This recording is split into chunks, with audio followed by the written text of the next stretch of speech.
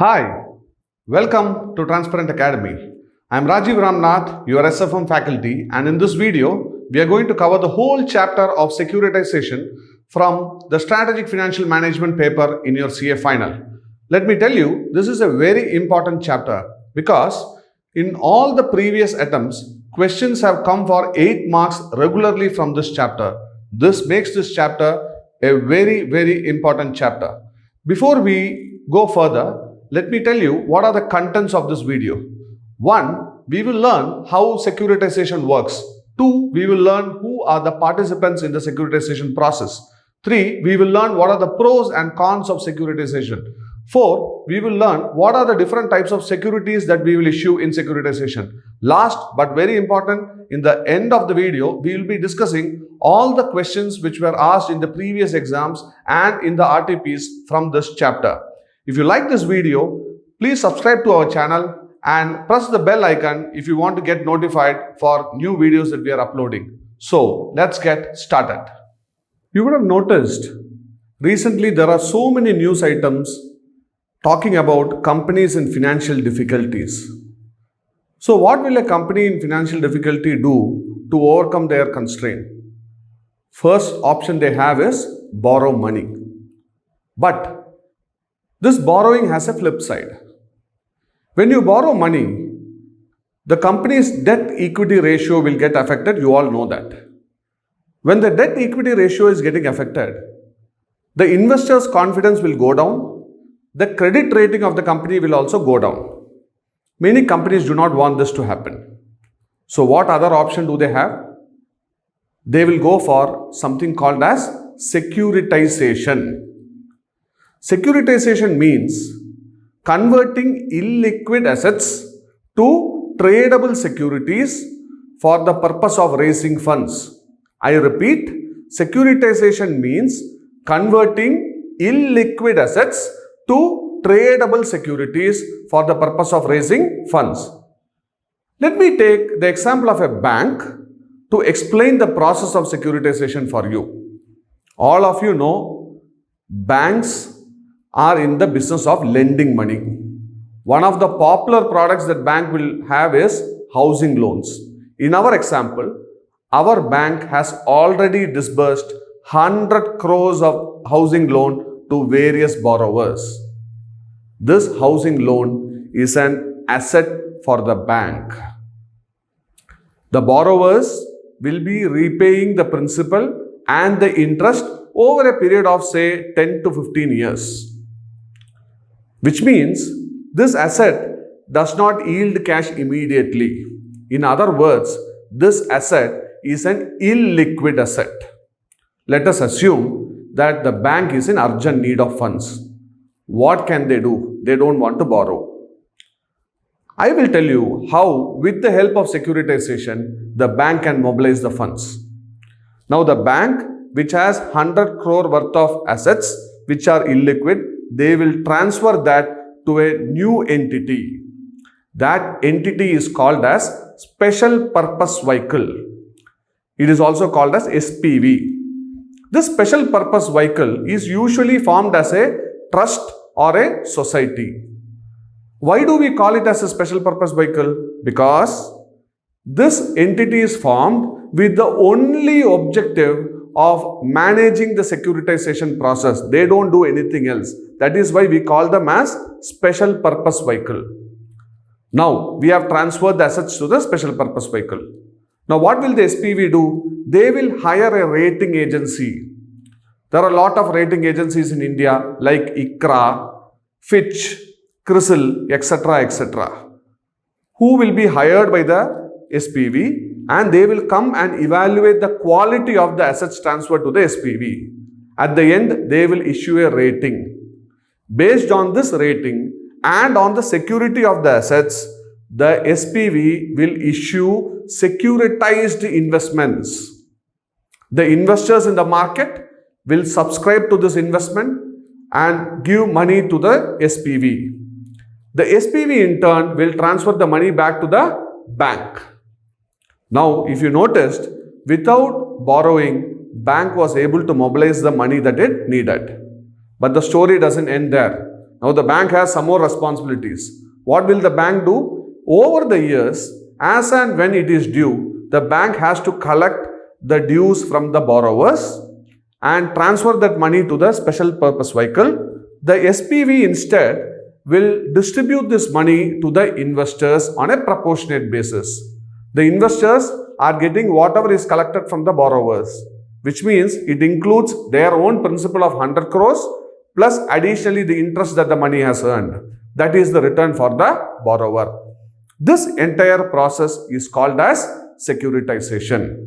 I hope you understood the concept of securitization. Let us just go and try to understand what are the steps involved in securitization. Step number 1, origination. This is the first step. The bank or an originator who is in need of money will decide to transfer the assets to a special purpose vehicle. This step is called as origination. Before they transfer, usually they will classify the assets into different pools based on maturity, risk class, interest yield, etc. etc. Let's go to step 2. Step 2 is actual transfer. In step 2, the originator will transfer the legal and beneficial ownership of these assets to the SPV. Step 3, rating. As I already explained, popular rating agencies in the country will be hired to evaluate the quality of the asset and issue a certificate. Step 4 is issue of securities. The special purpose vehicle, after the rating is over, they will decide the price and they will issue securities in the market. Usually, these securities are subscribed or invested into by a lot of investors in the market. They give money to the SPV and the SPV will transfer money to the bank. Step number 5 is administration. The duty of the originator doesn't end with the transfer of the assets. What will the originator do? He has to take the responsibility of administering the original debt, that is the bank loans in our example. He has to take the responsibility of collecting all these things over the years and handing it over to the SPV. Step number 6 is return to the investor. Whatever money is collected by the originator and also the administrator and handed over to the SPV will be transferred by the SPV to the investor. This is the return for the investor. The last step is called as recourse. In case some of the people, some of the borrowers are not repaying the money properly, even though the legal and beneficial ownership is transferred to the SPV, the bank or the originator should take legal steps to recover the money from the borrower so that the investor is not affected. So totally 7 steps. Step number 1, origination. Step number 2, transfer. Step number 3, rating. Step number 4, issue of securities. Step number 5, administration. Step number 6, return to the investor. And step number 7, recourse for the investors. Let us understand who all are the participants in the securitization process. The participants in securitization can be broadly classified into 2. Primary participants and secondary participants. The primary participants are the one who are directly involved in the securitization. All the others are called as secondary participants. Let us first list down the primary participants. The first one is the originator. He is the one who owns the illiquid asset. He is the one who is in need of money. He is the one who transfers the asset to the special purpose vehicle. By now you would have understood, I am talking about the bank in our earlier example. The next person is the special purpose vehicle. The SPV is formed with the sole objective of managing the securitization process. Usually they form it as a trust or a society. They own the legal title of the assets after the transfer is done. Last but not the least, they play the role of linking the investors and the originator. Going on to the investor, they are the people who subscribe to the investments issued by the special purpose vehicle. In India, everybody cannot be an investor in a securitization process. Only qualified institutional investors like mutual funds, insurance companies, provident funds, or other qualified institutional investors can only participate. Common man like you or me cannot participate in this. They get the return of their principal and something additional over and above that over a period of time. Moving on to the secondary participant, the first person is the obligor. He is none other than the principal debtor. In our example, that is the borrower. The second person is the rating agency. Their role is to evaluate the quality of the assets transferred to the special purpose vehicle. In India, there are some popular rating agencies like ICRA, CARE, Fitch, or CRISIL, for example. The third participant is the administrator. Now you should take note, the originator also plays the role of administrator. After the originator gets the money, he is also responsible for collecting the money from the borrowers on a timely basis and transferring it to the investor. The last participant is the structurer. He is the one who structures the entire deal of securitization.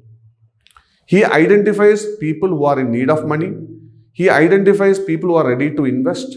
He will set up the special purpose vehicle and make sure that the securitization works properly. Usually, this is done by the investment bankers. I hope you understood who all are the participants in the securitization process. Just to list it again, it is the originator, special purpose vehicle, investor, obligor, rating agency, administrator, and the... Now, let us move on to understand the advantages and disadvantages of securitization process. Talking about advantages, we need to understand the advantages from the perspective of two people. One from the point of view of the originator, another from the point of view of the investor. For the originator, the first advantage is securitization helps him to raise funds. The second advantage is, unlike borrowings, if he raises funds through securitization, his financial ratios are not affected. From the investor's perspective, the primary advantage is it helps the investor to diversify his portfolio. The second advantage for an investor is, if he is a qualified institutional investor, usually he will never get access to very lucrative assets like housing loan or auto loan, etc. Through securitization, he is getting a piece of the action. The third advantage for the investor is, unlike in case of other investments, in securitization, he need not worry about bad debts. It is the duty of the administrator to ensure that the dues are collected promptly from the borrowers and transferred to the investor. But securitization has some disadvantages also, especially in India. The first disadvantage is, there is totally lack of clarity in laws related to securitization. The tax laws are also ambiguous. The second disadvantage is, the foundation for a securitization process is the debt market. In almost all developing nations, the debt market are still developing. It is in a very immature stage. The third disadvantage is, the banks are still reluctant to accept securitization as a mode of raising funds. The last disadvantage for securitization is, when you look at the originator's balance sheet, who has chosen securitization, the assets will give you misleading information. However, I want to assure you that with time, with more clarity and change in government norms, definitely many of the disadvantages I told just now will vanish. Before we conclude the chapter of securitization, we need to also understand the two types of securities issued by a special purpose vehicle. The first one is called as pass-through certificates. In a pass-through certificate, the returns for an investor is directly linked to the cash flow from the assets. What it means is, whatever cash flow is generated from the assets are immediately transferred to the investor. Now there is a disadvantage in this pass-through certificates. If the cash flows are erratic, then the returns for the investor also will be erratic. That is the risk an investor has if it is a pass-through certificate. Similarly, there is one more feature to this type of security. As and when you pay the investor some money, the proportionate interest of the investor in the special purpose vehicle also gets reduced. The second type of security is called as pay-through security. Unlike a pass-through certificate, a pay-through security is a more structured product. Here, the return for an investor is delinked from the cash flow from the assets. How this happens is, irrespective of the cash flow from the asset, the SPV has the power to retain the cash and invest it and pay the investor periodically. So usually, the investor will get a more stable return if it is a pay-through security. Similarly, investor also has the advantage of being able to avoid the reinvestment risk because the SPV takes the responsibility of investing the cash flow that is generated from the assets. Having understood this, I can happily tell you the entire chapter of securitization is now over. Before we conclude this video, I am sharing with you some of the questions that were asked in the past CA final exams and also questions found in the revision test papers. I want you to go through it and you will definitely be happy to note that all the questions are covered in our video. So if you invest 20 minutes of your time in this video, definitely you are going to get the entire 8 marks of questions which are asked in the exams regularly. I hope you found this video useful, and if you like this video, please share it with your friends and do not forget to subscribe to our channel and press the bell icon because more videos are coming your way. Thank you. Signing off, Rajeev Ramanath.